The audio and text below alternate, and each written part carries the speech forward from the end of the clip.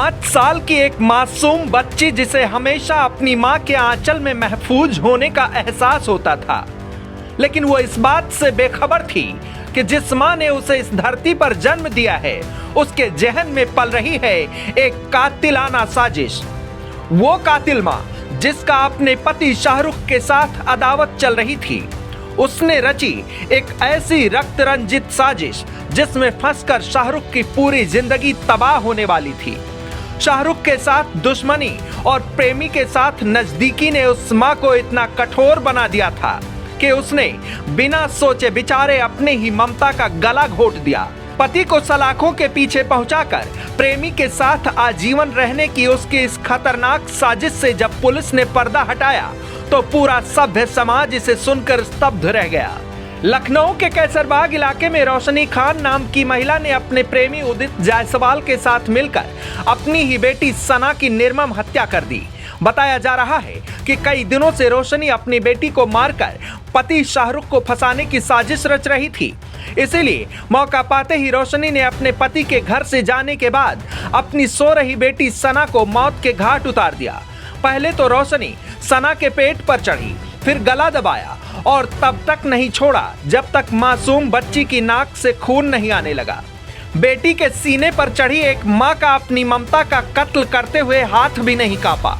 बेटी चीखती रही, चिल्लाती रही, आखिर में सांसें थम गई, सना शांत हो गई।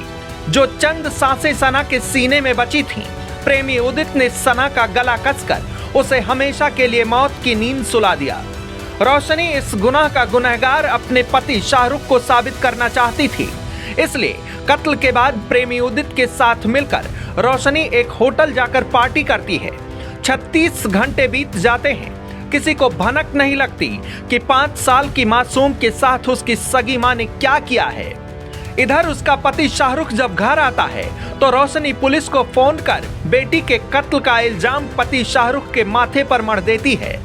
कैसरबाग पुलिस द्वारा तफ्तीश की गई और रोशनी खान के बयान लिए गए और उसके एक पुरुष मित्र जिसका नाम उदित जायसवाल था, उसका बयान लिया गया। तो उस बयानों में बहुत सारे विरोधाभास निकले और इस पर पुलिस ने और गहनता से छानबीन की, आस पड़ोस से पूछताछ की, सीसीटीवी फुटेज देखे गए और कई लोगों संबंधित लोगों के अकाउंट डिटेल्स खंगाले गए, वैज्ञानिक साक्ष्यों का सहारा लिया गया।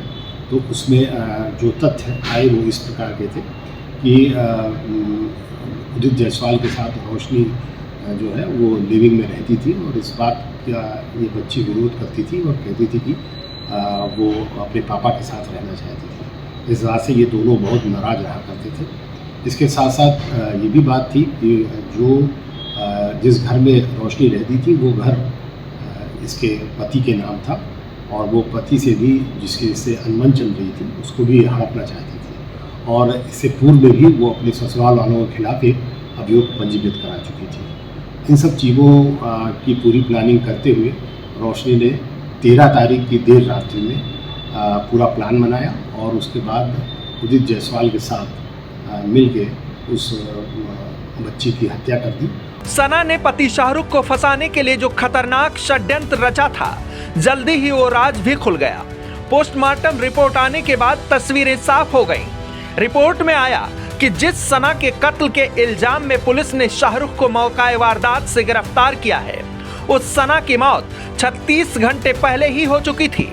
पुलिस ने शाहरुख की 36 घंटे की लोकेशन ट्रेस की तो पता चला कि शाहरुख कत्ल के वक्त वहां मौजूद ही नहीं था।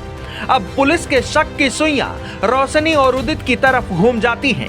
पुलिस ने रोशनी और उदित को हिरासत में ले लिया, सख्ती से पूछताछ की जाती है।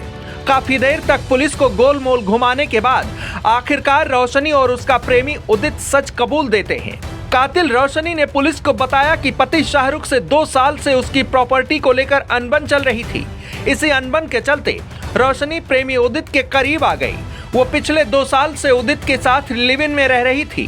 प्रॉपर्टी विवाद के चलते रोशनी बेटी को मौत के घाट उतारकर पति शाहरुख को फंसाने के लिए षड्यंत्र रचा था, लेकिन उसकी पोल खुल गई। अब रोशनी और उसका प्रेमी उदित सलाखों के पीछे पहुंच चुके हैं और अपने किए गुनाहों की सजा साथ साथ काटेंगे। डेस्क रिपोर्ट, आज की खबर।